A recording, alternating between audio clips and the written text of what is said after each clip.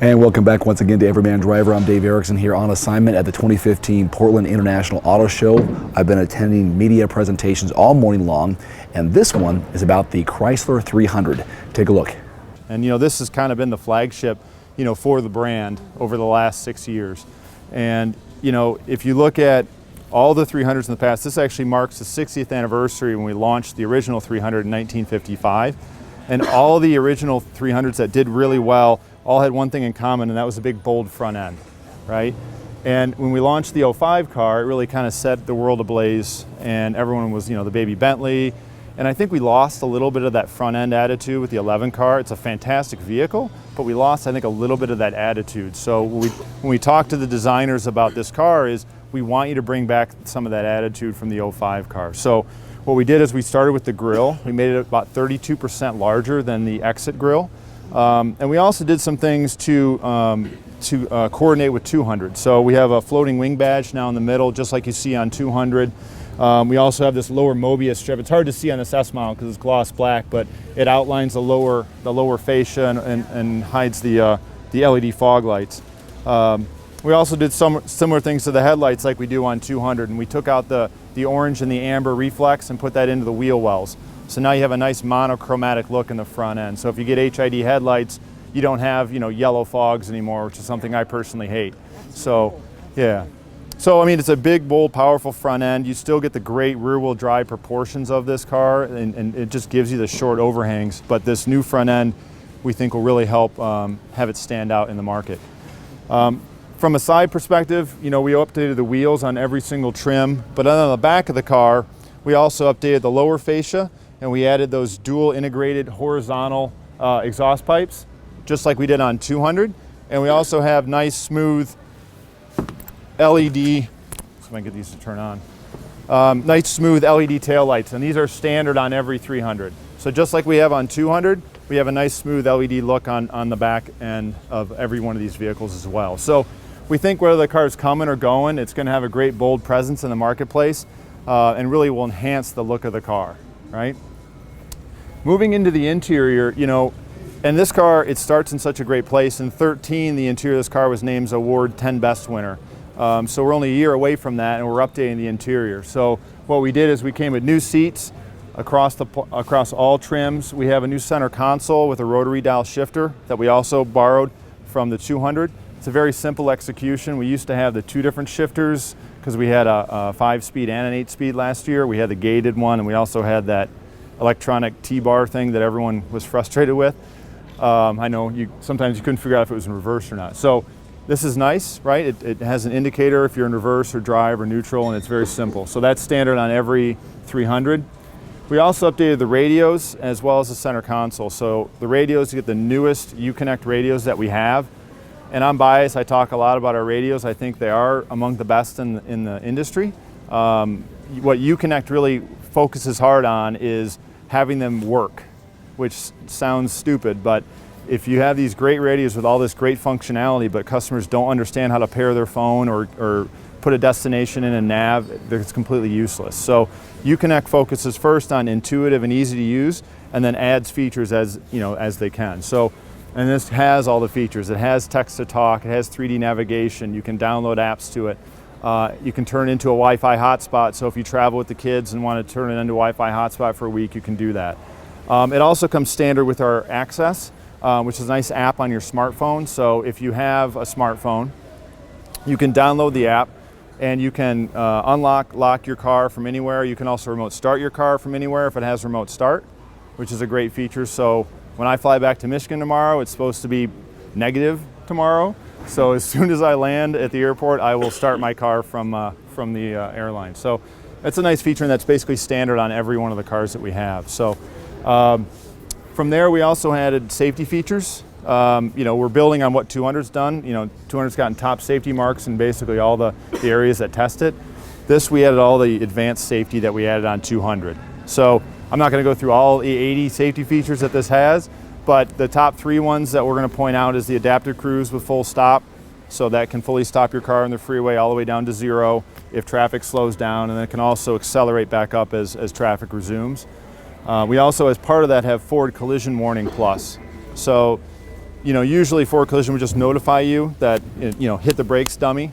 What this will do is if you're below 20 miles an hour and you're not hitting the brakes and sensing a collision, it will automatically apply as much braking pressure as it can to try and stop the car so you don't hit the car in front of you.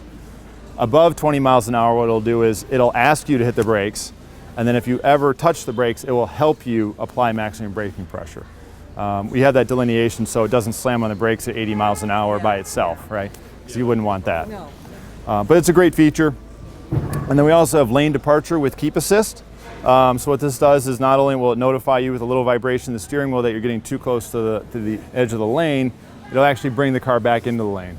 And all these things you can turn off if you don't want the car to be, safe. You can turn all that stuff off. How long will it drive hands-free? It usually does it for about 5 or 6 seconds. If it detects that your hands are completely off the wheel and you're not having any inputs, an actual audible alarm will go off in the car saying, "Wake up, stupid," and put your hands back. So you can't just go like this and try and drive. It will tell you. For testing purposes, Yeah. You can try it. I mean, it'll do it by itself for 4 or 5 seconds, and then an alarm will come off. But it still has to read the lane markers. So, if it's snowing like crazy, it might not be able to see them. So that's what we added from safety. From a powertrain standpoint, we have a great powertrain on this vehicle already. We started with this car with a 3.6 liter Pentastar with our 8-speed that gets 31 miles per gallon on the highway, which is best in the segment. So that's the car we started with.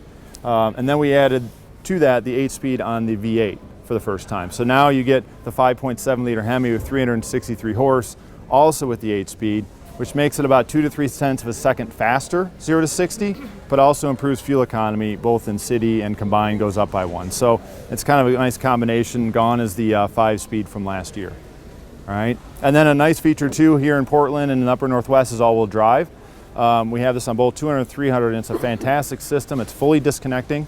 So if it doesn't need to spin the opposite wheels on this car, the front wheels, it won't, right? And then as soon as conditions present itself, if it gets below 40 degrees, if your windshield wipers are on, there's all these different sensors in the car will automatically turn on the all-wheel drive system for you.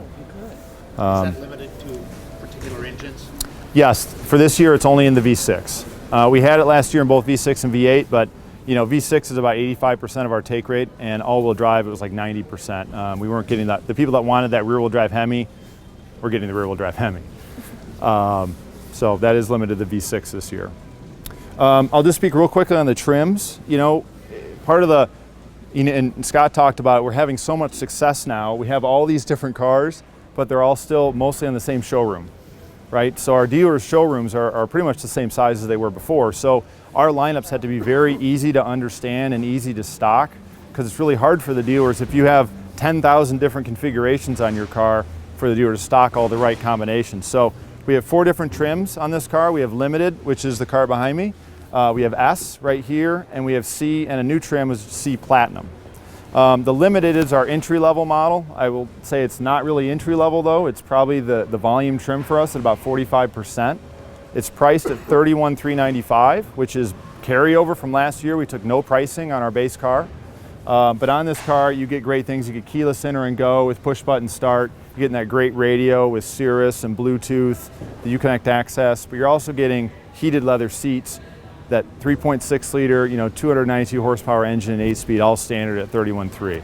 So that's a great, fantastic starting trim for us. Going up from there, and I talk a lot about this, we started our Y strategy back in like 09 when we launched the S model for 2010 model year on the 300. And what that's an attempt to do is to really bring different customers into the fold without alienating a lot of the current customers that you have. And S was really our attempt to do that, and it's done a fantastic job. So we have one part of the Y, and that's the sports side, and the other is kind of the luxury, right? This is the sporty car. So walking up from Limited, this car is priced at $34,895, and you get all black surrounds on the grill, the headlights. You get these beautiful 20-inch hyper black aluminum wheels standard. On the inside, you get these great S leather seats. You're also getting the Beats audio system, 552 watts standard on every S. But you're also getting some actual sport. You're getting a sportier suspension. You're also getting paddle shifters that can now shift as fast as 250 milliseconds. And we have a new dual sport mode in the car too. We have a 5th position on the rotary dial as S, and we also have a button on the dash. And they can modulate things like your steering now can actually, since we have electric steering, can actually tighten up the steering, as well as the transmission, the engine.